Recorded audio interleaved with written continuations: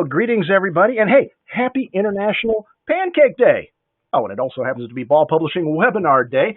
I'm Chris Beytes, editor of GrowerTalks and Green Profit magazines and the e-newsletter Acres Online. And I'm going to be your host for the next hour or so as we tackle today's topic, the ins and outs of propagating and cultivating industrial hemp.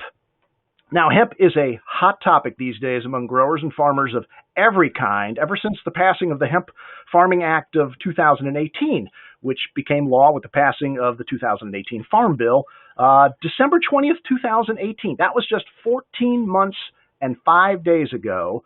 And yet the best data that I could find showed that as of September 1st, 2019, there were already 10,600 active cultivators in 30 states, or at least licenses, and 1,323 active processor licenses. And I have a feeling we have some people in attendance right now who would like to see that number increase. And it is a hot topic based on the registration for this webinar. There's loads of interest in how you grow hemp. So let me not waste any more time talking about this. Let's get down to what you came for. So for today's hemp webinar, I've got not one, not two, but three experts. And the first up is a veteran of these GrowerTalks webinars. He is Dr. Vijay Rapaka, Corporate Grower Research Manager for OASIS Grower Solutions. Welcome, Vijay. Thank you, Chris. Good to be with you here. Great to have you here. Where are you broadcasting from today, Vijay? From Kent, Ohio. Kent, Ohio. How's the weather there? Any snow blowing through, or is it spring on the way? No, actually, it is pretty calm, pretty quiet here. All right, let's hope it's nothing but smooth sailing for you.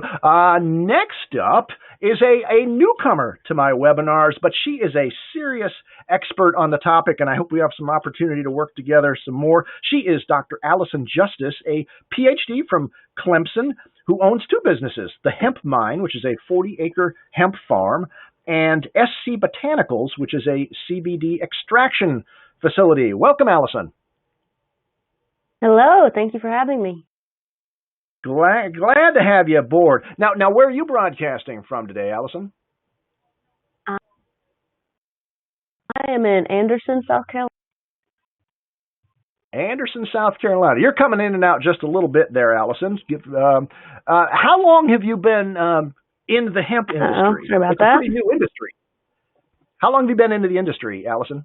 Yeah, in the hemp industry, going on 3 years, and the cannabis in general industry for about 6. So you are a veteran of this fledgling industry. It's going to be fascinating to hear your expert opinion on the topic. Not just opinions, but experiences. And speaking of experiences, and sitting right next to Vijay is one of OASIS's field experts, Mr. Eric Prechtl. Welcome, Eric. Yeah, good afternoon, Chris. All right. And Eric, I'm curious, what is a field expert? What does a field expert do? Well, the term expert was given upon me. I'm not proclaiming it myself, but basically I've been working with the growers in Kentucky since the pilot program came out in 2014, and learned a lot since then. And over the last year or so, I've really devoted the majority of my time to this market. Oh, so you really are not just a field expert, but a field expert in hemp as well for OASIS. That's pretty cool. And are you the field expert at OASIS, or are there a bunch of you running around helping growers with all kinds of crops? Well, we do have several territory managers, and we all are apt to help. But certainly, I've spent plenty of time, and I share the information with my team. All right, beautiful. We're going to have a chance to share your information with a big group of folks today.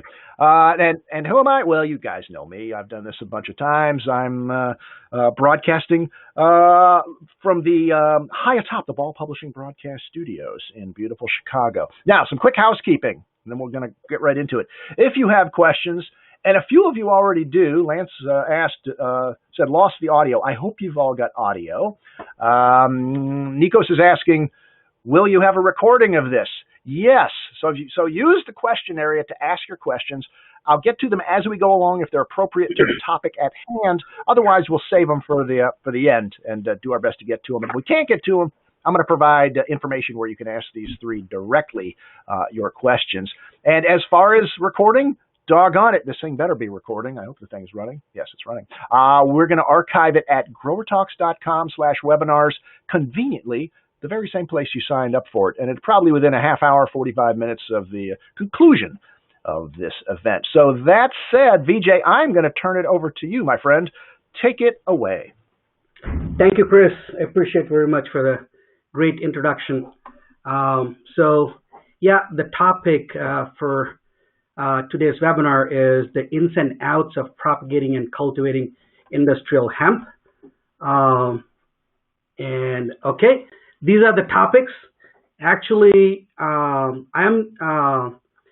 first time on the air sharing, with multiple speakers and all that stuff, and talked to Chris, and Chris thought that, oh, this is a great idea if you have multiple speakers and all that. So I'm hoping that everything goes well. If things doesn't go out very well, at the end of the presentation, Chris is going to give his telephone number, call him and tell him if this is a good idea or not. Okay, with that, diving into the topics, we have several topics here, and it's a webinar packed with a bunch of information. And let me start unpacking here. First, I'm going to start with the introduction about the industrial hemp, and we'll talk about the propagation methods, general propagation methods, pros and cons. And then I would like to turn it over to our breeder expert, Allison. Allison is going to talk about genetic selection. By the way, I know Allison for the last 15 years while she was doing her undergrad at Clemson University with Dr. Faust. I was doing my postdoc at Clemson University. That's how we came to know each other and all that. And then I will talk about the vegetative propagation, the process and the physiology. That's my home turf. And then I would like to turn it over to Eric Prechtl, our field expert, and he's going to talk about the propagation and transplant how-to. And actually, Eric and I was talking about, Eric has been with the company with us for the last 6 years, and I think it was one of the first visit I ever made with Eric was visiting a hemp farm in Kentucky. So again, great to be with Eric here. Then I will talk about the fertigation program, and after that, I'm going to turn it over to Allison, and she's going to talk about the grower tips, harvest conditions, extractions, and formulations. Okay. With that, I will start the introduction here. See, what is industrial hemp? Industrial hemp, the crops, again, grown for any industrial applications, that is seed or grain, fiber, cannabinoid production, and primarily CBD. And that's what we're going to talk mostly about here today. And any of these crops, the varieties that are grown for industrial applications comes under this industrial hemp. And what it belongs, all these crops belongs to cannabis sativa. I know I said that cannabis probably it is not a very good term to use among a lot of people. They said, oh, did you say cannabis? Yes, I said cannabis. I understand the negative press behind it. Even probably hemp gets it also, the negative press associated with all that stuff. Probably if hemp has its way, it would like to get a Sharpie, the thick Sharpie, and strike off that cannabis name and put hemp sativa or something like that. But it's not possible, right? I mean, we got to understand the whole about the plant, the cannabis sativa, where is it coming from, totally understand the biology associated with that, and then use that for our for our for educational purpose. The next thing is, the most critical thing is, I'm not sure the slide is going a little blurry on me here, but hope everybody can see that. So the most critical thing is the THC. The THC should be less than 0.3%. Again, that's the THC, which I'm going to talk about in the next few slides, is not cut and dry. There's a lot more associated with that. And these are annual crop, plants, cross-pollinated, grows rapidly, and accumulates significant biomass. And then talking about this cannabis belongs to order Rosales, and although cannabis has been outlawed, several of its in-laws, I mean, pun intended here, several of its in-laws that are like roses and blackberries, raspberries, apples, even our famous hops are all belongs to the same order, and these are all very well cherished. Okay, with that, the next slide. What is the basic difference between industrial hemp and marijuana? Industrial hemp, it is basically, the difference is that the THC content should be less than 0.3%, and it contains all the cannabinoids, and the cannabinoids concentration is around 10 to 20%. It is not psychoactive. When it comes to marijuana, it is the THC content, which is the tetrahydrocannabinol, is 15 to 20%, and contains all the other cannabinoids also, but again, typically at a lower concentration, and this is a psychoactive material. So these are the basic difference between industrial hemp and marijuana. And actually, one thing I want to, just fun fact, I want to mention to you is that industrial hemp is a very, very ancient crop. It got introduced to North America in 1600s, and it was one of the most important industrial crops for several, during the 17th and 18th century. And actually, in 19th century, hemp actually was on the $10 bill. If you ever want to check it out, check it out. I don't encourage the real-time fact checking though, because I don't want to lose anybody from my presentation here. But you can go back and check that it is the pride. Actually, it is one of the most important crop at one point. As said, it made it even onto the $10 bill in 19th century.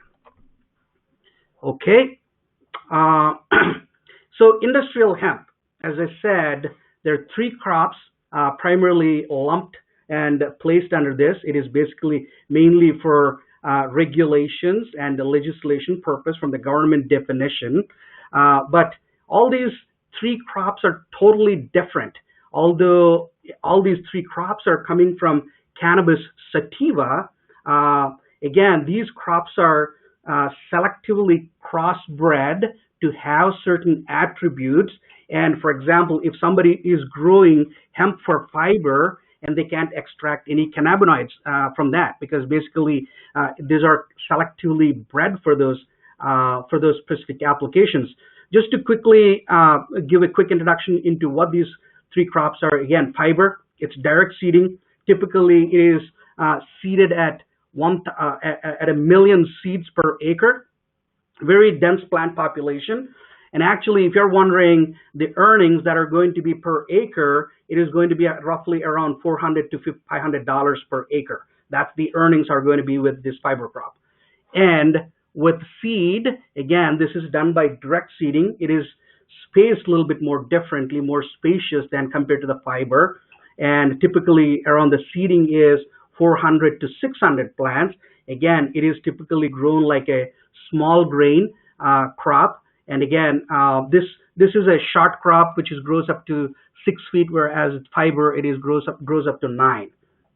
The last one, the cannabinoids, again, it is transplanted into the field, whereas the other two, as I said, those are directly seeded, but this is transplanted. The clones or the seedlings are transplanted into the field and transplanted at about 1,800 to 2,000 plants per acre. And only males are desired here. You don't want to, we'll talk about that a little bit in the next slides, that there are two types of plants, male and female in this, and then only males are, males are not desired and only females are desired. Okay. And again, if you're looking at the dollar amount, how much your earnings are going to be with seed, probably with seed it's going to be around $300 to $400. But with cannabinoid production, again, the really neat thing about this is that even if a farmer is growing just a small 1 or 2 acres, they can make a decent money out of this. And right now, again, it can be varied anywhere from $10,000 to $40,000 depending on what type of extracts you're looking for, what type of particular product you're looking to grow. Okay, one more quick slide about this introduction. This again, talking about. Sorry, I'm switching computers here for some reason. My slides are not showing up here. They're very, very blurry. Hope you're not having this issue. So if you're looking at these 3 different crops, again, fiber or stem, again, the fiber, you could make different things, various industrial applications, ropes, cloths, textiles, and all that stuff. And whereas if it is for the grain, again, these are the harvestable components from each of these different crops. Again, if you're growing for grain, the grain, again, used for cooking oil or nutraceuticals, used in the nutraceutical industry and also used as functional foods and so on and so forth. And the last one, the cannabinoids, if you're growing for cannabinoids, again, in this case, unlike the others, here in this case, the whole biomass is harvested. That means the whole, the flower buds and the whole leaves are harvested, and only thing that is excluded is the stem. And you take that biomass and you extract whatever you're looking for. And Allison is going to spend a lot of time on that stuff in the later part of the presentation. So with that, so talking about, again, primarily this whole presentation is going to be around cannabinoid production. So what are cannabinoids? And also you will hear terpenes. So what are cannabinoids and what are terpenes? So basically cannabinoids and terpenes are secondary metabolites, and those are produced in these trichomes, trichomes that are mainly on the flowers and also on the leaves, but are more concentrated on the flowers compared to the leaves. And these cannabinoids are basically the resinous oils produced in those trichomes. And if you're looking at cannabinoids, cannabinoid is an umbrella term, and there are a bunch of other cannabinoids that are included in that. Or there are over 100 cannabinoids are produced by the cannabis plant, and some of them are THC, THCA, CBD, and all that stuff. And also terpenes. What are terpenes? Terpenes are also secondary metabolites. As I said, again, terpenes are also present not only in cannabis plants, but also present in a lot of other plants.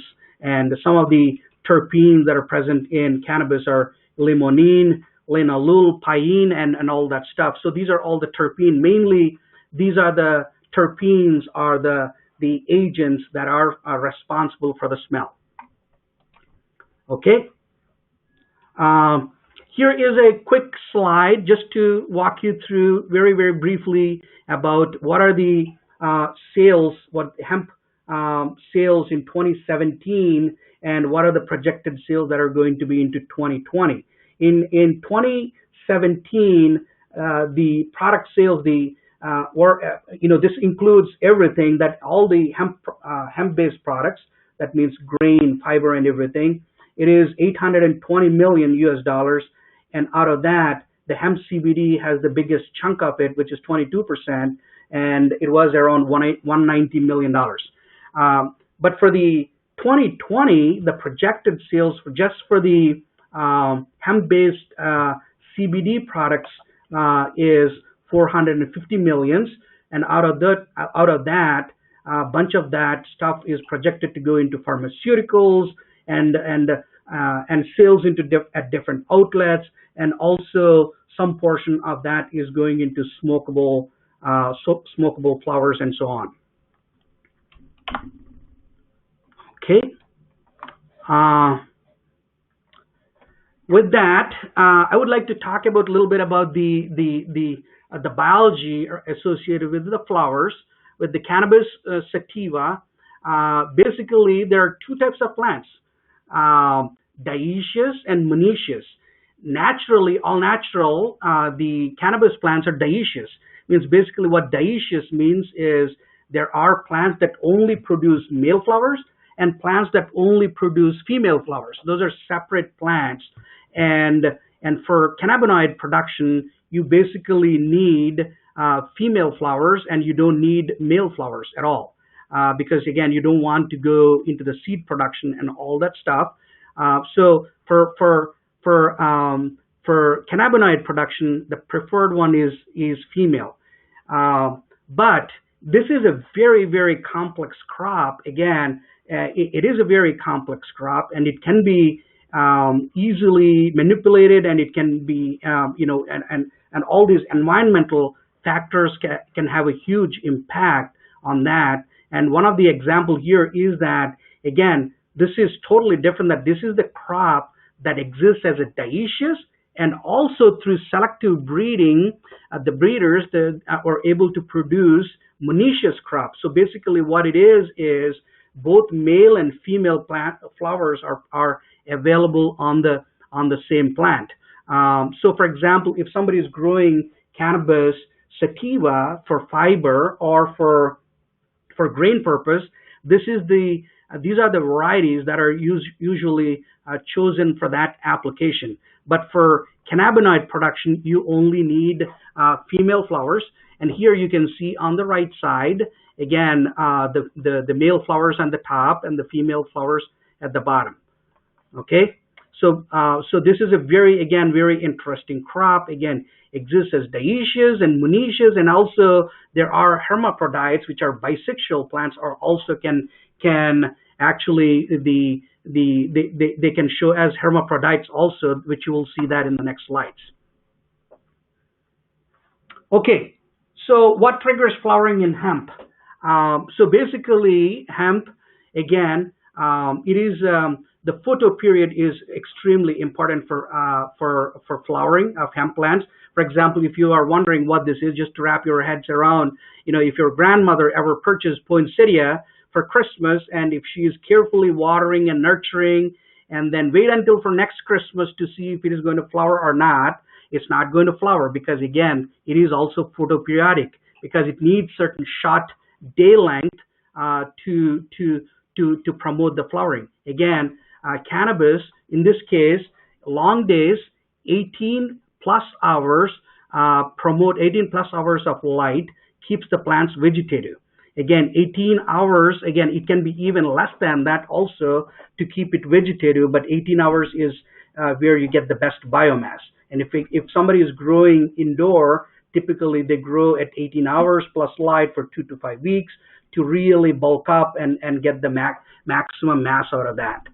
And then what triggers is that when it goes to short days, when the light levels get less than or equal to 12 hours, and the plant starts producing flowers, and once the trigger is initiated, again, typically it takes about 8 to 12 weeks to mature the flowers. Okay. With that, I'm moving into the next slide. What is hemp? Hemp, from the definition, it says that less than or equal to 0.3 THC. But it's really important that, again, according to the Farm Bill 2018, hemp is defined as a plant, and any part of that plant with a delta 9 THC concentration of 0.3, less than or equal to 0.3% on a dry weight basis. But again, this is the definition that came along. Again, it's 2018, but there are a lot of new things with the new regulations. That's why I said devils are in the details here. With the new NRM rules come, this is actually creating a lot more complexity, and actually there's a lot of risk to the cultivators also. So what the new NRM rules say is that must be tested using post-decarboxylation where the total THC concentration level reported accounts for the conversion of THCA into THC. I know this is a very complicated, but I think I lost 90% of you when I read that out. But let me make it very, very simple for you. Look at the bottom, this picture here. Basically, if you are looking at cannabis plant, THC, which I said delta 9 THC is the psychoactive, which is the psychoactive form of THC. But cannabis also contains THCA, the acidic form of THCA and THC. And actually, that is not a psychoactive, but when there is heat associated, when there is a heat associated with that, when it is burning, then what happens is it decarboxylates, and then the THCA will convert into delta 9 THC, and it can be psychoactive. So from the old 2018 Farm Bill, what it says is that delta 9 THC should be less than or equal to 0.3%, which is very clean and straightforward. But what now they're saying is that, again, you need to take the THCA also into consideration. For example, what is really important is that if you are analyzing THC on a HPLC, you can, which is high pressure liquid chromatography, you can individually analyze these two. But most of the times, again, GC is very commonly used for the analysis. What GC does is basically it converts, and with that high temperature that is associated, the decarboxylation happens, and it converts into delta 9 THC, and again, it captures as the psychoactive material. Again, I understand that these rules needs to be in place, but all of a sudden, if you're changing the rules, we don't have the genetics to produce the right crop again, because if the THCA levels are going lower, the cannabinoid levels are also going lower, and it actually poses a big risk and creates a lot of confusion among the farmers. So make sure you know that your state, is it a delta 9 state or delta 9 state or total THC state? So that's very, very important when you're choosing your genetics and so on. Okay, switching gears here and going to talk about the propagation methods, the pros and cons. Here, basically, you can use seed and also rooted liners. So seed, again, you don't want to use for cannabinoid production, you don't want to use a regular seed. Again, if you're using a regular seed, they're typically wired to produce 50% female plants and 50% male plants. And you don't want that to happen, because if the male plants are there, again, pollination is going to happen and all that stuff. So you don't want to use regular seed. You want to use feminized seed. And feminized seed, again, it is a process that uses silver thiosulfate. Basically, you have these female plants, and you are spraying multiple times with this colloidal silver or silver thiosulfate, and then basically these female plants are turning hermaphrodites, and they are fertilizing fertilizing their own female plants and turning into a seed. So basically, that is actually a feminized seed. So the idea is that when you germinate them, you will only get feminized seed. Typically, the seed is more expensive, but it's inexpensive compared to the clones. But the big disadvantage is that the feminization, when it is not done properly, still there might be 5% of them are hermaphrodites, or male plants can pop up, and then that can screw up the crop, because once they start pollinating, and then the seed sets, and then it's going to reduce the cannabinoid production. So again, the second negative thing with the seed is that the lot is not homogeneous. There's a lot of variation among these seed genetics, that they are different chemotypically, phenotypically, and the harvest times may be also different. Whereas with the clones, again, you take cutting, you root them out in 2 weeks, and they are ahead. And also, it guarantees that it is true to its mother. So whatever you're choosing it for, exactly the same things are going to show up. The negative things are that it is going to be a little bit more expensive and need to transplant readily. And the other thing is that make sure you're getting these clones from a good, healthy mother plants. If its mother plants are infested or anything like that, you will have issues with that. Vijay, I've got a quick Sure. comment or question on that very topic. Richard wants to know if we see the production propagation of hemp to remain seed-based, or because of, say, more desirable varietal characteristics, going more vegetative. So what's the future of hemp, seed or vegetative, or a combination of their? I think in the future it is going to be more towards seed, but right now, because the industry is so young, I don't think we have the stable genetics yet, and also the lots are not homogeneous. Again, there are certain big breeders are giving some quality seed, but I think we are not ready yet to be completely go seed. For the moment, it is going to be a lot of that is to get a high quality plant, it got to be cloned, but in the future, it might go more in that direction. Yeah, there's certainly the cost issue and the storage issue with cuttings as well. That is correct. Yeah. Okay. Thanks. Yeah, very good. So again, I talked about hermaphrodite plants, and again, although these are feminized seed, for example, look at this on the left side. This is a female flower, and all of a sudden, again, a male is shooting up, and this is going to produce pollen, and it's going to pollinate, and you will have an issue with the reduction in the cannabinoid production with this. And here on the right side, actually, you can see this is a true male flowers. Actually, it's popping up in this leaf axil here, and this can screw up and cause much more bigger damage compared to the one on the left side, the hermaphrodite. Again, although the seeds are feminized, it's still, there is a chance that hermaphrodites are going to show up. The male flowers are going to show up and can screw up the crop.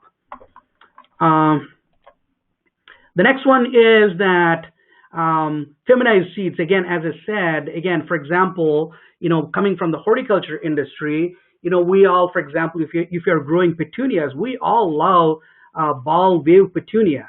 So if you buy petunia seed and if you germinate, it's going to exactly produce the same beautiful flowers, same color, and same architecture and all that stuff. But with the feminized seeds, although all these seeds are coming from the same lot, and these are the photos that were taken at the same time. Again, same lot, same genetics, but there is a lot of variation among these three plants. For example, some are ready to harvest within 2-3 weeks, and some are not even ready to harvest probably in the next 5 to 6 weeks or so. So again, there's a lot of variation phenotypically, and also, of course, there's going to be a lot of variation typically also among these different plants. Okay. The next one is, I think this is very, very interesting, is the autoflower. As I said, the cannabis sativa, again, it is a photoperiodic. Again, it's dependent on the photoperiod. But again, there are certain genetics that are coming that are autoflower or day neutral. Again, the idea is that the pros are that these are, you should be able to do multiple harvests per year. And actually, I'm going to bring in Allison here because I think she did some cultivar trials past season, and I want to hear from Allison what was her experience growing these day neutral plants. Yeah, absolutely. So this is actually pictures from trials we did, being the one on the right, the one that says reality. The pictures we got were on the left, and one big thing we do as a company is variety trials. And so, like Vijay said, I think seed is definitely the future. Not to say that there's not a lot of, or I should say, a few really good seed companies out there as it is today. But many people are getting into seed breeding and supplying farmers with genetics that aren't quite ready to be planted in the field. as is. You know, a lot of stabilization, back crossing needs to happen where you don't see the phenotypical expression as you did in the slide before. But autoflower, you know, even beyond, I think is also the future. Having the ability to have more than one crop per year is absolutely huge. But the problem is, and specifically what we saw in the South, is that a lot of the breeding for autoflowers has been done, of course, in the Northwest. And so, you know, the picture you see here was a trial from a very reputable company. And, you know, the picture on the left is how they said it performed in Colorado. But the picture on the right is how it actually grew in South Carolina. And this was with us babying these plants. And as you know, if you have, you know, tens of acres, hundreds of acres, you do not need to be babying plants. And you can see in the background there how different they were phenotypically as well. And so as a farmer, if you're looking to pay, you know, $1 to $4 or even more for an autoflower seed, you know, this is just not something that's viable. You're going to be in the negative when it comes to making your money back. But again, I do think it is the future, but we definitely need to work on potency as well as yield per plant when it comes to this sort of day neutral type crop. Yeah, thank you, Allison. So I will go. Yeah, absolutely. Actually, I would like to defer this next slide also to you. You know, you have been doing your own farming, 40 plus acres, and I want to walk you through this slide. What is the difference between seed versus unrooted versus rooted liner when it comes to the economics? Sure. And so let me preface by saying that we did do 40 acres last year, planning on doing about 60 this coming year. But one of our big portions of our business is being a genetics supplier, a breeding company. And we back our genetics by having actual field regional trials, inviting the public to come out and see how they do themselves versus being handed a COA that maybe represents early in the crop cycle, late in the crop cycle, you know, you're not certain. And so just trying to bring a little bit of honesty and transparency to this industry. Now, looking at these tables, what I want to be very clear about is that this is just a representation. Different genetic providers, breeders, they'll recommend different numbers of plants per acre. They'll have different potencies. They'll have different yields per plant. And so whether you take these numbers or not to heart, what I would encourage you to do is take these data points and plug them in to what you've experienced or what you will experience and who you're working with to make the proper decision for yourself. And so to start with, let me just define a little bit. Here, when we're talking seed, it's all feminized seed. And then when we say unrooted cuttings, these are, you may have heard of them as URCs, maybe unrooted clones, but it's basically plantlets that do not have roots. And so we can mail these plantlets basically anywhere in the U.S. that it's permitted. And if overnighted, they survive very well. This is just a less expensive option for growers to have if they have the capacity to root them themselves, or maybe they have a neighbor grower down the road that could root them out for them. But keep in mind, whether it's seed or whether it's a liner, you know, this crop is so valuable per unit that not a lot of people will direct seed because of the loss that could happen. So if we say seed, you have to think, well, the seed has to be germinated and turned into a plug before we can plant it in the field. On the bottom table there, you'll see it says rooter, but we mean rooted liner. Here we're talking about finished liners, so rooted clones. All right, so let's walk through it together a little bit. We'll see the count per acre, and keep in mind this can vary greatly. I've seen seed providers suggest anywhere from 2,000 to 5,000 plants per acre. I even had one grower say 10,000 plants. And so this is a very important metric to consider when you're weighing out your costs per acre. All right, our company, we suggest about 1,800 plants per acre. And a lot of this will depend on, well, when are you planting? Are you going to plant very early where you have huge plants and you have a much smaller number per acre, or you're going to plant a little later where you have smaller plants but more of them. And both of those methods are fine. It just depends on you and your farming style. In the Southeast, we found it very important to have kind of a middle-sized plant, because a lot of times during harvest season, we have hurricanes, and so there's high winds. And so having these monstrous plants just doesn't cut it, because they end up splitting sometimes before they even finish. All right, so moving on to the next column there, we're looking at about $1.50 per seed, $1.75 for an unrooted cutting. Now keep in mind, this will vary depending on quantity or where you're buying from. Next, you'll see your total cost per acre. All right, and then this next column here, we're looking at your cost per cell to germinate. And so this data actually came from a grower in California that this is all they do. They don't care whose genetics you're growing. They just want you to bring the seed. They'll germinate it for you and give back a tray of plugs. And what they charge is 50 cents per cell.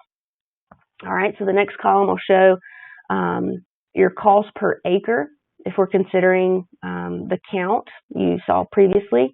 But then we need to think about, all right, well, if it is a feminized seed, an honest breeder will tell you, well, you're not going to get 100%. It's anywhere from 90 to 95% that is normal.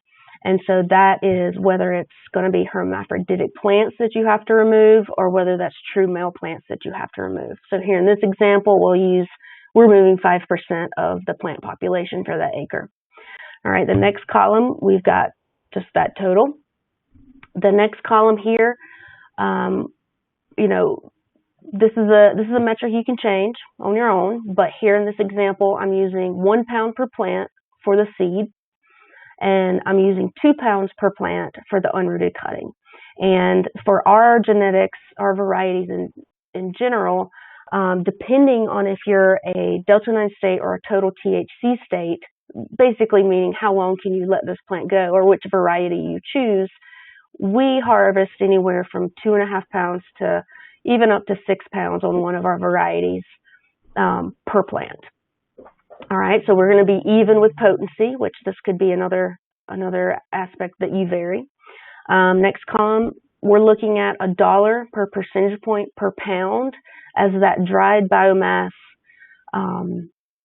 weight or cost that you'll be getting when you sell to an extractor. So if you have a 12% potent pound and it's $1 per percentage point, $12 a pound. All right, and so next columns just calculate the gross and then the net. And so in this example, the unrooted cutting is definitely the better choice, but that might not be in every case, but this is something we've seen. The other thing to think about, and just do your due diligence on your breeders. One thing we've not even mentioned here is, there's one grower just down the road from us. They got a batch of seeds from a broker. They were inexpensive, so they seemed great. There was great promises. Well, when they harvested, they ended up with 8% THC. So this was basically marijuana. So whether somebody was just getting rid of their extra seed, or maybe those plants were accidentally pollinated, maybe they were open source pollinated by a marijuana plant, and it surprised the breeder too. I don't know. It's just something that, definitely drill the genetics company you're working with and see how those seeds were made. All right. So on the next Allison, table here we're looking at. Quick question, Allison. What about tissue culture? Yeah, sure. Is that a viable propagation method? It is and it isn't. Right now and thus far, including a lot of the companies that kind of pride themselves on being tissue culture, start clean, stay clean. When you really dig into what they're doing, yes, they may be cleaning up that original plant, but then your actual liners are not coming from tissue culture. Tissue culture goes into mother production, and then clones are took from that plant.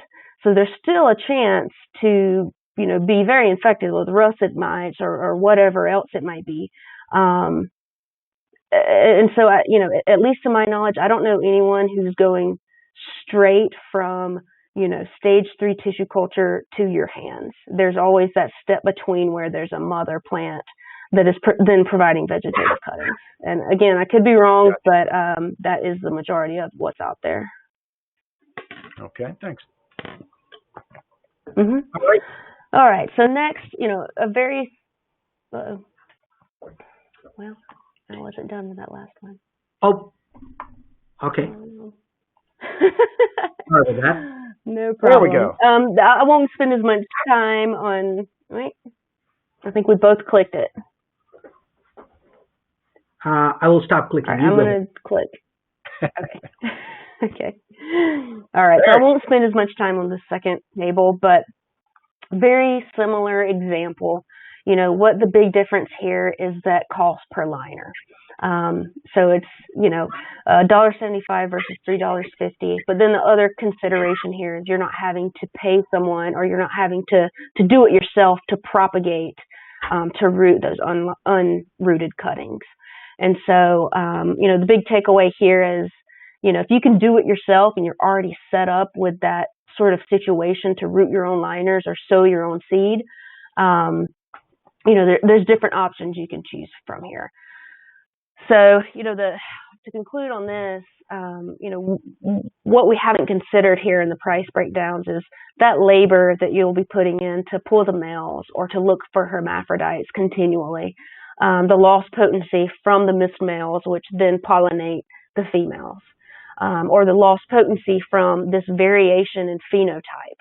So, as you saw in 2 slides before, the picture in the middle, it was probably 3-4 weeks behind the other plants. Well, due to regulations, you can't just go through and cherry pick the ones that are finished. You have to harvest that whole acre. And so are you actually losing money because of those few phenotypes that finish much later? All right, now we'll move on. So here, I'm going to go through the importance of genetic selection. So we'll look at photoperiod, we'll look at frost date, disease resistance, regulatory compliance, and minor cannabinoid farming. Okay, so looking at photoperiod, this is not perfect indoor marijuana or hemp growing, and we all live in very different regions. If you think of Oregon all the way down to Orlando, the photoperiod is extremely different. Your length of growing season is extremely different, and so what we're experiencing right now is genetics bred in basically the Northwest that has trickled down specifically into the Southeast that doesn't always convert perfectly. It might grow extremely well in the Northwest, but that doesn't translate for many reasons into different types of climates and areas with photoperiod. And so what you see here in this graph is those different latitude, longitude lines and where your day length lies. So you see the spring planting and you see the harvest.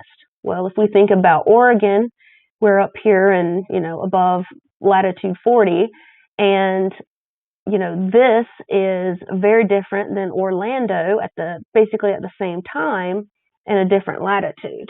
Well, as Vijay said, these are triggered due to photoperiod. And between varieties, it's not even perfect. So let's look at 2 of the Hemp Mine's varieties. We've got the one on the top, which we have named Beans, and the one on the bottom, which we've named Sunset. And so the one that's 13 hours and 35 minutes, this one initiates flowers at that hour and minute, which is about April 30th. All right. If we look at the other, which is 14 hours, 9 minutes, that's about May 21st. And so this is considering we're in South Carolina. Well, that's a 4-week difference and that correlates between flower initiation and that correlates to when the plant could be harvested.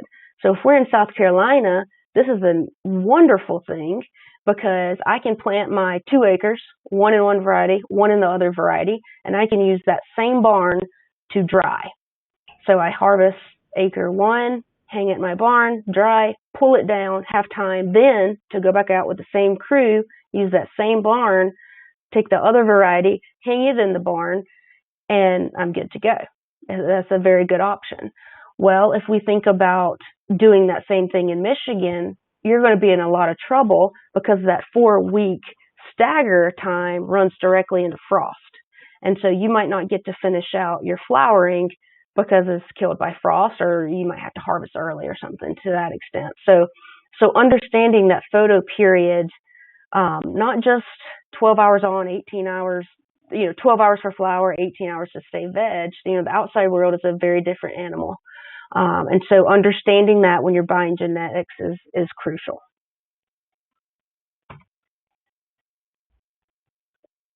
Okay, so here's an example of our trial gardens last year. We went to Colorado and bought vegetative cuttings, brought them back to South Carolina. I think this was the second week in June. We planted them and they began to flower immediately. The cuttings were beautiful, no disease, no problems, no shock from being in the truck. They had photoperiodic light to keep them vegetative. But basically 2-3 weeks after planting, they began to initiate flower. And so what you see here is just about the size that they finished at. So obviously we would have spaced them much differently had we known, but this was simply due to that photo period change and differentiation. Obviously we lost a lot of money on these acres. All right, so another thing is disease resistance. So, I like to consider the Southeast as being the absolute worst as far as humidity and temperature. We get really, really hot and we get really, really humid. And so on the left, again, is a cherry type cultivar from Colorado that was planted only 50 meters away from the one on the right, which is a genetic we've been working on for a couple years. And obviously we didn't use fungicide or anything to that effect to make them look like this. This is just natural resistance. And so again, had we went only with what does fantastic in Colorado, which is a huge yielder, we would have had pretty much zero harvest. Whereas going with one that's been regionally trialed, shown to have disease resistance, is obviously the much better option. All right, and so this is looking at cannabinoid progression over time. This is true data that I took with 2 of our varieties. So consider planting around June 1st, the week of June 1st. And here you see how the difference between how all of the cannabinoids progress: CBD, THC, total THC, and delta-9. First thing to look at is this gray line on the bottom. This is delta-9. And so this is why it's such a terrible thing for those who were once in delta-9 states and that now have to switch to total THC. Obviously, it's a much easier playing field, less risky, right? Because unless you heat it, the THC is not going to skyrocket. All right, so second, let's look at the CBD, so the green line. CBD basically ends up in about the same area, 18 to 20%, no matter the variety. But the huge difference here is the progression of THC. So on variety 1, we're already illegal at week 36. At variety 2, well, it doesn't spike up until about week 39. And so even though they ended at the same CBD percentage, having this data to use as a grower, depending on the variety, is a very useful tool to help you stay compliant. Again, especially in a total THC state.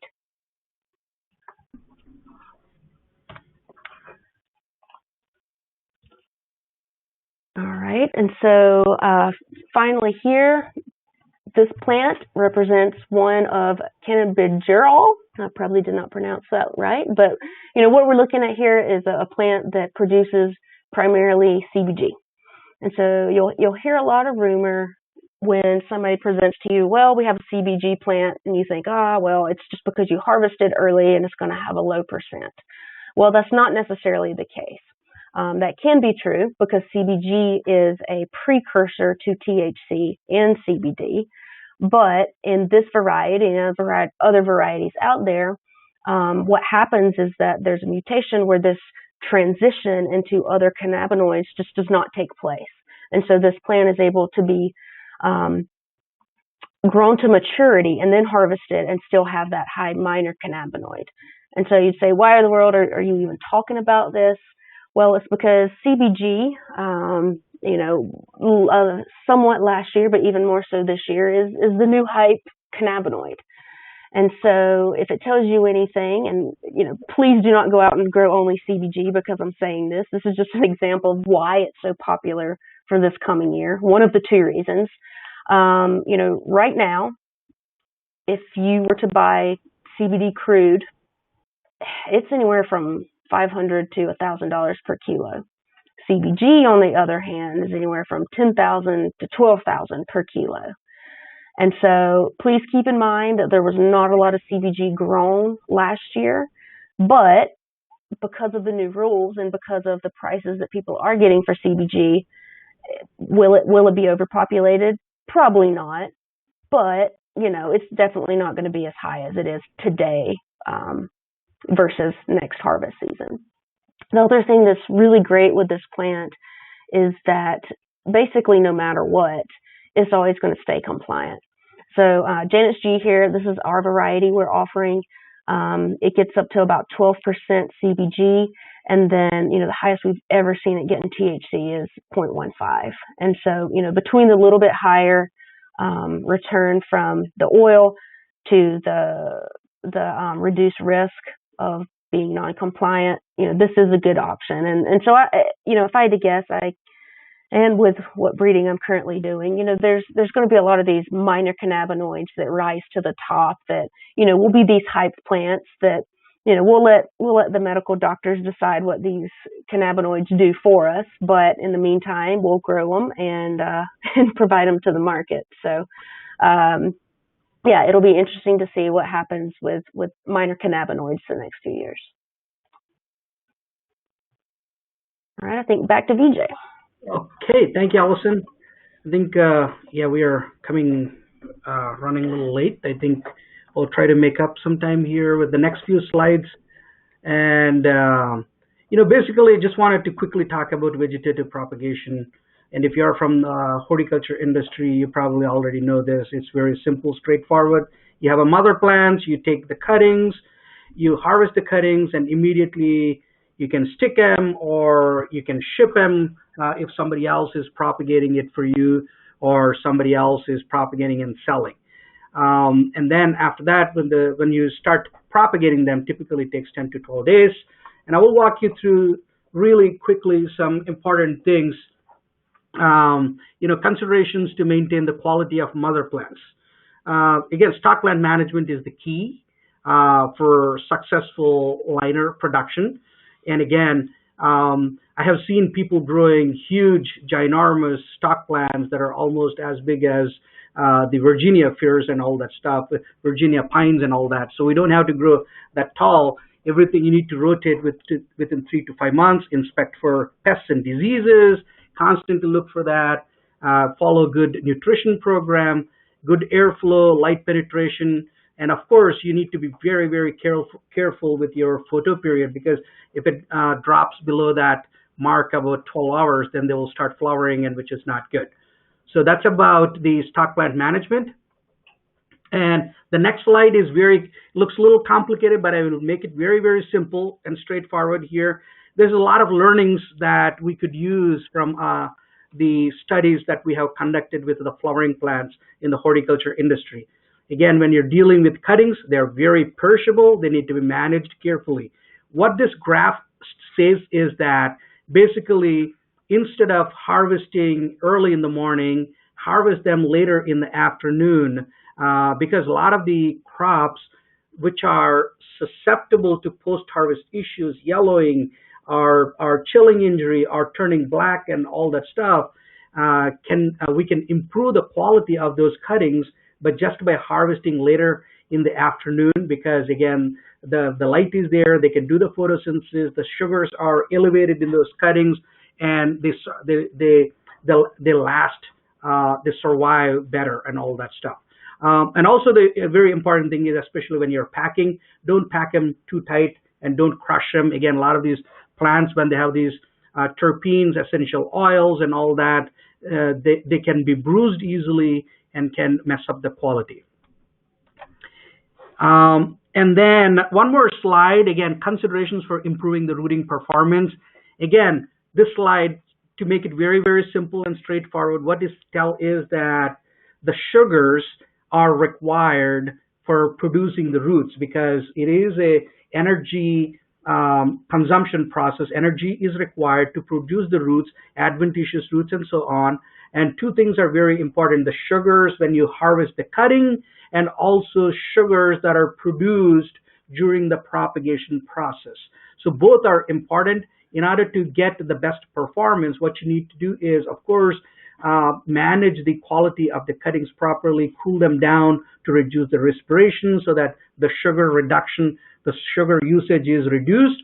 And also, very importantly, they should be rooted under light, like 200 to 300 micromoles, not more than that, because they don't have the roots, they can't efficiently take up water and all that stuff. But providing that light is extremely important so that they can do the photosynthesis and produce sugars, and then as a result, they can produce the roots and all that, and strong root system. With that, I'm turning it to Eric Prechtl here, our field expert. Eric, please take it over. All right, thanks, Vijay. Basically, what I want to do is talk about the propagation processing of the clones themselves. And what I'd like to bring to this is basically, you see a lot of methods that work currently, but they are not really a commercially viable, a larger scale propagation methods. In other words, under humidity domes, the aeroponic type cloning systems. So what I want to do is bring a little bit more to the commercial horticulture that people are used to the hemp industry, and basically why. So basically, when you're taking the cuttings, you generally want them to be uniform. The tops and the sides of the plants, depending on the spacing of the mother plants, will give you a nice uniform crop. When you start taking them from the lower branches, there's nothing wrong with that per se, but I would keep them in a separate lot and try to do that whole tray as a separate lot, because it'll be ununiform oftentimes, especially depending on the spacing of the stock plants. If they're a little too close and you got a lot of yellow foliage and so on. Generally, you know, it's pretty basic. Again, a lot of you hort guys on the line, basically you just want 2 to 3 true leaves with the cutting itself, and chop down, you know, to at least a single node, if not 2, and you know, stick that cutting into the media, anywhere from 1/2 inch to 3/4 of an inch in general. Rooting hormones are definitely beneficial. It really doesn't matter which one you use, whether you use a Clonex, you know, dip and grow, the IBDU powders afterwards. The important thing is they do benefit from those materials. One thing I see a fair amount of, especially certain varieties that are have heavy leaves to them, is a lot of the trimming of the leaves. They'll take a third, maybe even half of the leaf surface and cut them back. Just make sure you're constantly cleaning and disinfecting your shears. You don't want to be spreading any type of disease or anything by doing that. Keep your propagation area to clean to start. You know, use a quaternary ammonia compound, or you know, oxidizer, some sort of xylitol, etc. Thoroughly drench that whole area. As far as the process itself, again, I'm going to push towards the mist, and we want to fully saturate the media. One thing you want to watch out for too is your water pH. Certainly get a water test before you get started, especially if you're new to this. In general, about a 5.5 to 6 range is a pretty good start for the water. And where this really can be a factor is if you grow in, either rock wool indoors or our foam media. Any pH deficiency, it's not deficiency, but if it's too high, typically it shows up in the health of that plant pretty quickly. So basically, a good starting point is to put them under intermittent timers. It's going to vary with the time of the year, the amount of light you get, but in general, about an 8-second on every 8 minutes is a good place to start at day one, and just kind of avoid it. You want to keep the plants turgid, but not overwater, and you certainly don't want any large water droplets, setting on the leaves.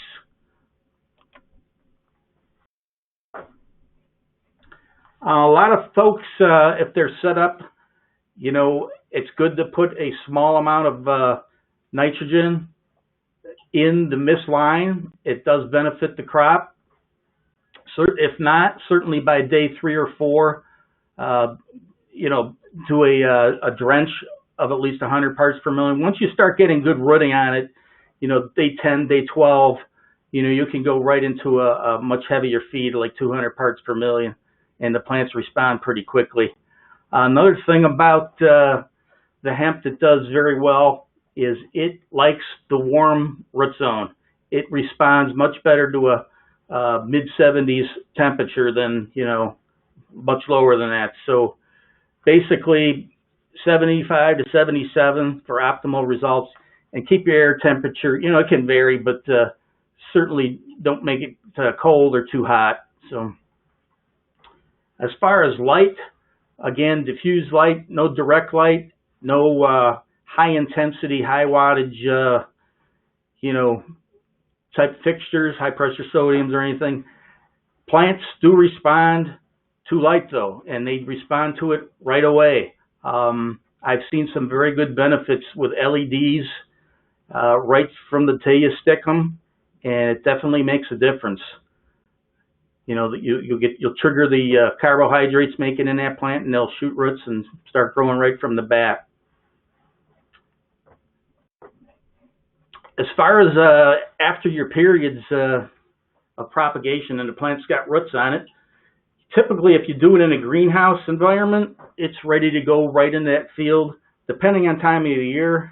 But generally, if you're doing it in an indoor environment under LEDs, you're going to have a few days period where you have a holding area, so it doesn't go directly into the field. Have it acclimate to the natural sunlight for a few days.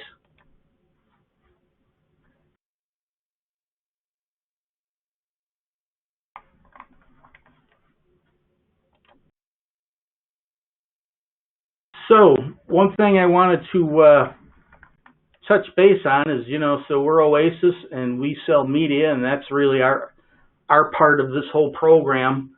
Where our medias come into play is, in general,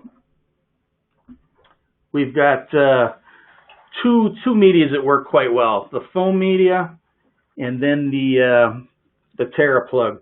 The foam media, basically, it's an engineered foam that has very good air-to-water ratio. You can't really overwater it from the top. It's very forgiving. If there's any one thing that a new grower's generally does is they overwater it or they underwater it, and neither are good.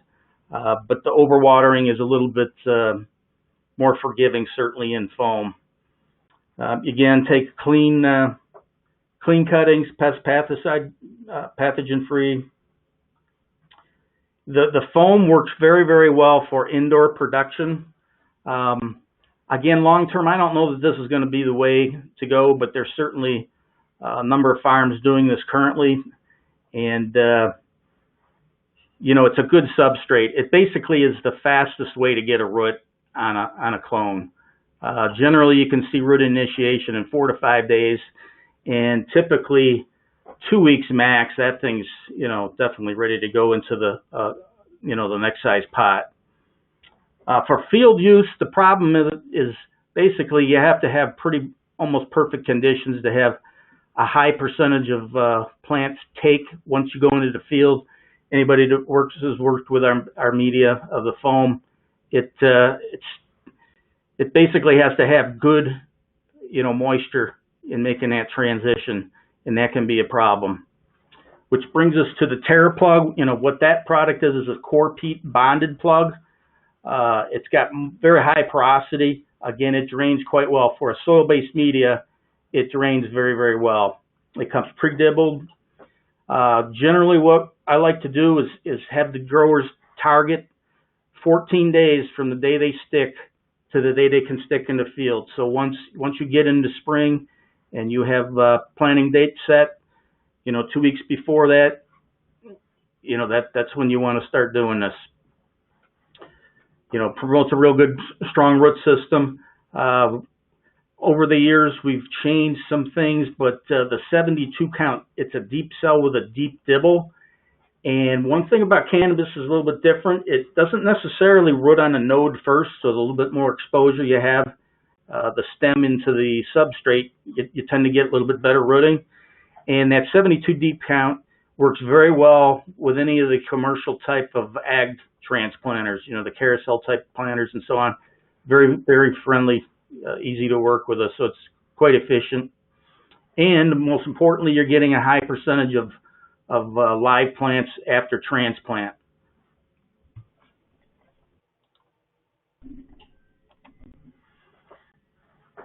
So one thing I did want to mention, because I do see these, and we actually sell one as well, the stabilized paper wrap plugs. Basically, you have several types out there.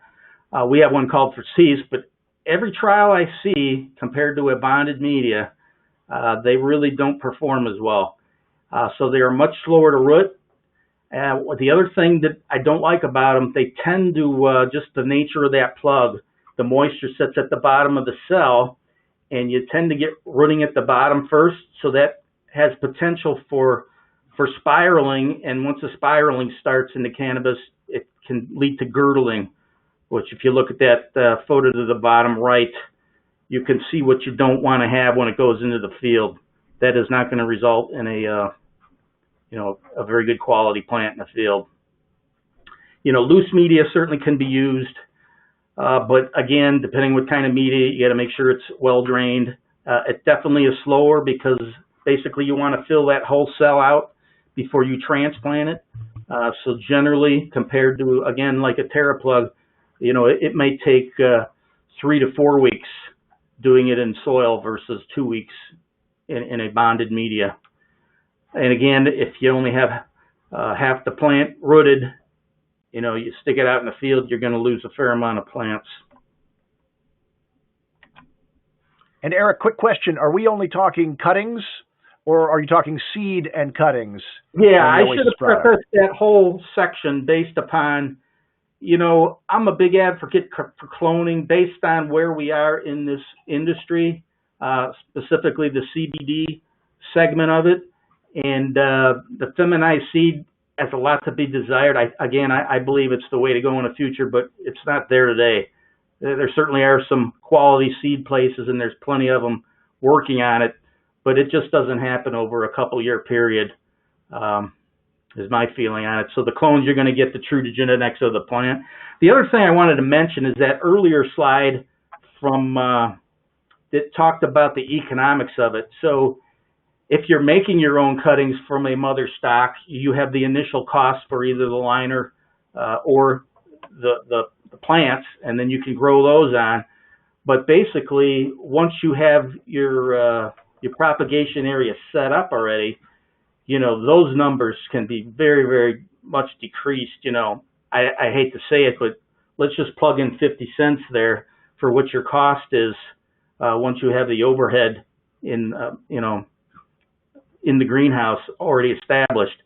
The numbers are very favorable. 50 cents is half the price of a seed. So again, and being where we are in this market, knowing we can get the genetics passed on through a clone, again, I think that's the best, safest route right now. So on this slide, basically, I'll just want to talk real quickly about the transplants. Prepare the field in advance. Depending on where you're at, certainly the plastic mulch covers will reduce the weed growth and conserve the moisture.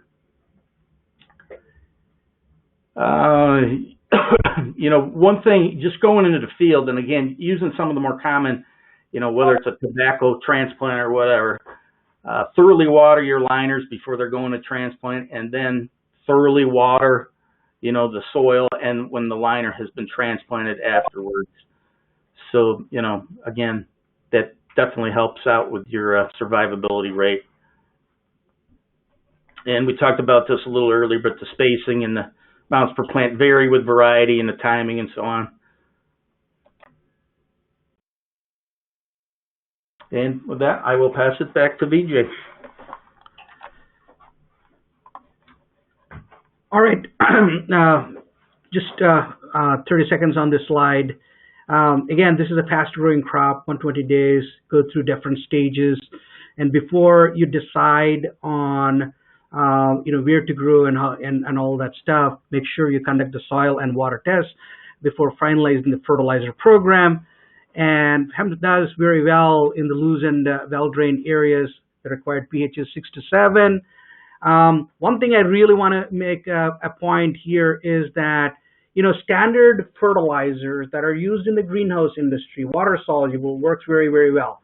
You don't really need fancy, expensive fertilizers that are in the market for hemp, industrial hemp.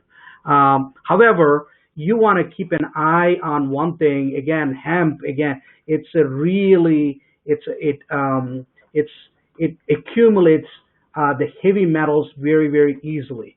So a couple of things you want to make sure. Again, make sure your soil test is done, make sure your water test is done, and make sure that it is really a good place to do that. And also, very importantly, when you are choosing your fertilizer, make sure that fertilizer has low salt index and doesn't have any unnecessary heavy metals that are in that. So that because you don't want to turn that into an issue. And what I have seen is talking to the growers and my own experience, Jax has a lot of good fertilizers that they're really targeting towards hemp, and they have a really good technical program as well.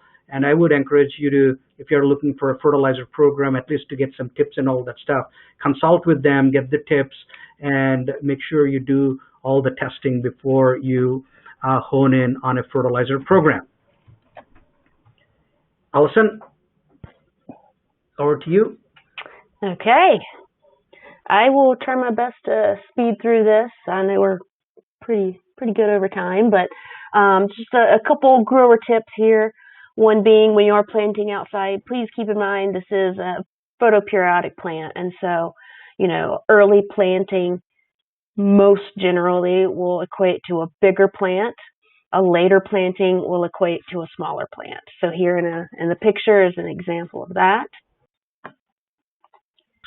The other thing is, even if you are an organic certified grower, that does not mean you can use those same protocols. So there are some pesticides, spinosad being one, for example, that may be Armory certified that you could use on your organic tomatoes, but you cannot use in this crop. Once it's accumulated and then condensed in the extraction period, it will show up in your product or in your oil and count as a fail. So just be careful that you understand exactly what you can and cannot use in the field. All right, so a couple harvest considerations. Harvest is really one of the most tedious times, even more so than planting. The picture you see here is a very large couple 100-acre farm in Kansas, but this is not the majority of hemp growing right now. Right now it's cutting it by hand and throwing it into a trailer by hand. So just beware to budget for that and to think about those protocols when it's time to harvest. And then that goes with your drying style. And so as I was mentioning earlier, this isn't a big get rich quick scheme sort of industry like it may have been 3 years ago. There's still money to be made, but you have to be smart about it. You need to have a game plan. You need to think about, what you're growing for, and have a end buyer for yourself. That's not always necessary, but it definitely helps. And just looking at this picture, on the left, you have drying that's suited for marijuana production.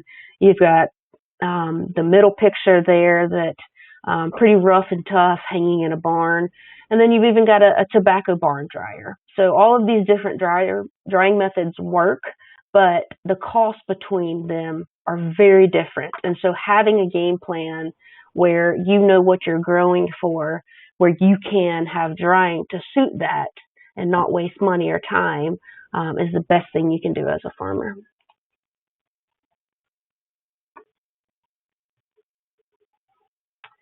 All right, so this kind of goes along with that. So, the plant's number one, but what you need to think about is what your finished product is. Are you going to be making tinctures? Are you going to be making smokable flower? Well, once you figure that out, you can take a step back and think, well, what type of extraction do I need? If I'm just going to be making isolate, don't waste your time and money on a CO2 setup or working with a CO2 extractor. Back up one step.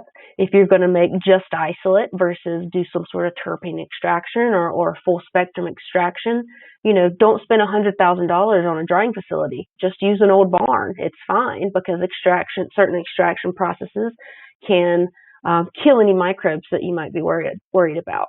And then back one more step, you need to think about where you're going to grow this crop. With prices dropping, it makes no sense to go out and invest a couple $1 million in growing an indoor facility for hemp. You just won't ever get your money back.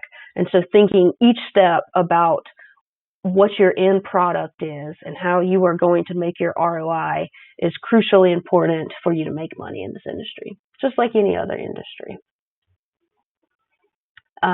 So again, think about what that product's going to be. Is it going to be oil, some sort of extract, or is it going to be smokable flower? And then also you need to realize the regulations around those types of products. So in South Carolina, we cannot sell smokable flower, but we can export it. So just knowing that fact, according to whatever state you're in, is absolutely crucial. There's different types of hemp extract. There's full spectrum. Real quick, represents the plant in full, so it has the terpenes and all of the cannabinoids. Broad spectrum is still in oil, yet usually something is removed, usually THC, and then isolate is just that isolated molecule of CBD or CBG or whatever cannabinoid you are going for. Extraction contracting is crucial as a farmer. There's usually 3 ways. There's I want to sell my biomass, and so this is kind of goes with the charts we were looking at earlier. It's usually a price per percentage point per pound. A lot of companies will split, and so this is if you want oil back, you take your biomass in, they keep 50% of it, and then you keep 50% of it. But then you have to do something with that oil. The last is paid processing. So maybe you're a big consumer good manufacturer and you want all of your oil. So then you pay them per pound to process your product. And I believe that is it for me. I think Vijay as well. So I guess it's time for questions. All right, and we did run over time, but that's because the information was so great you couldn't rush it. And we do have a lot of questions, so let's kind of dive into some of the key ones here. And if I don't get to yours, know that in the next slide I'm going to share their email addresses, so you'll be able to ask them directly. Preston wants to know, if you're growing a field of female flowers for CBD production, will a neighbor's monoecious plants cross-pollinate his field and ruin the crop? In other words, can a neighbor's field of cannabis impact your field of hopefully all female flowers? Yes, absolutely it can. It's a big deal. In South Carolina, people fighting for, what they can use their land for, because yes, when one type of hemp will ruin the other type of hemp. I think that's one reason why hemp in California was delayed for so long, is because, all of the outdoor marijuana production, all of this hemp production come in and ruin those crops. So yes, that absolutely can happen. All right. Erica wants to know if other than day length, because we know that completely impacts flowering, are there specific conditions that can trigger early flowering that you could deal with them if you notice it in your crop? Maybe any cultural issues that might cause it to start to bloom early, something other than photoperiod. Yeah, and I'm sure Vijay can complement this with some of the ornamental crops that do the same thing. But cold absolutely has, can affect photoperiod. And so we have one variety, and even the progeny of that variety will do the same. If it runs into temperatures below 40, it'll survive. It doesn't even get, any sort of cold damage, but as a vegetative crop, it will begin flowering even if it's under photoperiodic light. So cold is definitely a factor there. Yeah, I agree with Allison, especially hemp being so temperamental and has a lot of influence. The environment has a lot of influence on that. So yes, it can happen. All right, interesting. Paul wants to know if you've got a seedling, is there any way to detect in the seedling stage whether it's going to be a male or a female plant? Unfortunately not. If it was, it would be easy, wouldn't it? Right. Well, Sorry about that. let me throw this out there. There are a couple of companies that can do some sort of sequencing that if it all you have to grow it to is its first true leaf, and they're able to detect if it's male or female. Last I checked, it was about $10, and I think it's 95% accurate. So yeah, I just learned about that recently. That could come through future breeding. You never know. Sure. Let's see. Peter wants to know if you have to transport or ship clones, what are some best practices?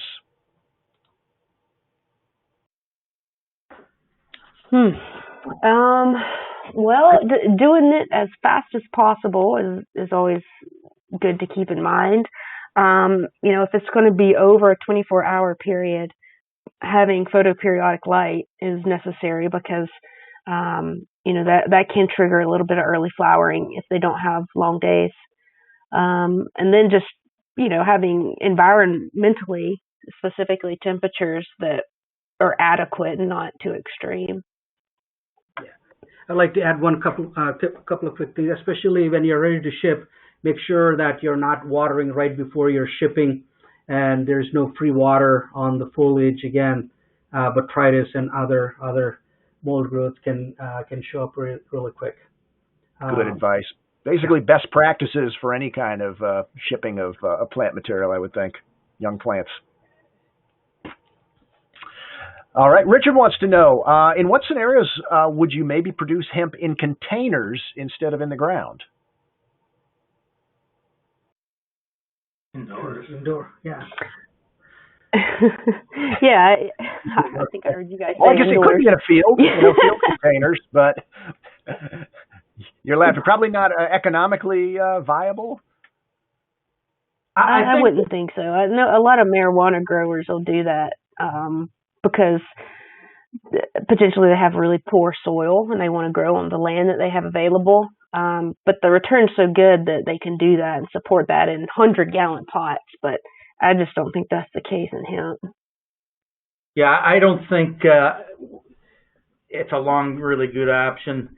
We're going to find out there's some pretty big operations that have photo period that they can adjust and do it indoors to get multiple crops. We're going to see how that goes. Gotcha. Okay. Peter wants to know, Allison, how are you doing your weekly THC checks? Are you having to send it out to a lab, or is that something you do in-house? Yep. Now we send it out to a third-party lab, but hopefully, knock on wood, I'll have my HPLC pretty soon. Yeah, and it seems like it's something you need to monitor. So you have to be able to do it in-house, or you have to have a really good lab that'll work with you through the season. Right. Okay, let's see. Skimming on through here. Brian wants to know, this is a question for Eric, who was talking about propagation. Compare mist to tenting of the cuttings for propagation. Eric? Yeah, so that's a way of doing it, certainly. I just don't know that it's practical, on a commercial size operation. If you got a few hundred plants, yeah, it works. The whole idea is to keep them under humidity, to keep the plants turgid until it has roots, and then take that tent away. If I may add one more point, again, I think I have done a lot of that type of work, remade tents and all that stuff. Again, light is required. If you delay and if you reduce that significantly, and then you can delay the rooting and all that stuff. But again, definitely it can be done, and it works very well on certain crops. But I don't think hemp would be it can be done, I guess, but there are other things that needs to be considered. Okay, we're going to grab a few more here. Mason wants to know, you talked about genetics, and they seem pretty iffy at times and a lot of variability. Can poor genetics be corrected by any cultural practices, or are you stuck with what you've got? Allison, you want to take that? Yeah. I've generally heard that it never gets better than what you start with. Yeah, for sure. In my experience, it's 70 to 80% genetic, and then the rest can be environmental. But it's usually making a good genetic bad, not necessarily making a bad genetic good. That's my experience. Right. Okay. Yeah. Whatever you start with, that's as good as it's going to get. So don't mess up your young plants. That's one of the keys. Marion wants to know, do you get flowering delay with high temperatures? That is a great question. Vijay, I'm not sure if you did any of that work with Dr. Faust. Yeah, was done with a lot of ornamental crops. And again, the temperature the higher temperature can fasten that, the flowering, but I don't know with hemp what is going to be. That's a good question. Something that needs to, one thing is with the photo period, that is still a lot of unknowns here. Still a lot of work needs to be done. I think this is a very, very young crop, and that's one of the reason why a lot of times we lean back towards the ornamentals, if what is there and all that stuff. But that's a great question. Don't know the answer exact for that. All right. A couple of people want to know about the CBD-THC ratio, and you showed a graph of that and how it, depending on the cultivar, how it can change over time, and there doesn't seem to be really a relationship between those two. Can you talk a little bit more about that CBD-THC ratio? Yeah, I've heard a lot of people mention that ratio stays constant. And as you saw in my graph, on one, it did for most of that progression, but then the other, it was just about all over the place. So I think it's variable depending on the cultivar. And, I think the study's still out to see how much environment really plays a factor in that. So sadly to say, I'm not sure. Still kind of collecting data on that one. Just from what I've seen, all right, I can just comment that it's in the range of 22 to 25 to 1 in general. But again, when somebody breeds it out of it, it can be changed. So yeah, and there's certainly cultural factors that'll change that. Yeah, I think there's so much of this is because this industry is in its infancy, and the genetics are in their infancy too. There's so much breeding to be done, so much research. So anybody who's in the crop now is really a pioneer, and you have to kind of understand that and operate like that. I think that's fair to say, isn't it, Allison? You're one of them. Oh, absolutely. Absolutely. All right. Last question. And actually, my friend Mung Mung asked this one on my behalf. I've got it written down here. So last question. And that is the outlook for the industrial hemp market. There's been a lot of overproduction. There's not enough processing. Prices have dropped drastically. Just today, I had a couple of stories about processing facilities either going out of business or declaring bankruptcy. Allison, from your perspective, what's the future outlook for the industrial hemp market? Yeah, it's sadly gotten worse over the past year. Prices have significantly dropped, but you've also got to consider the prices were ridiculous to begin with. And so, even as is for a farmer, prices are still good. And opportunities are still good. But, as I was saying earlier, you've just really got to be smart about this industry.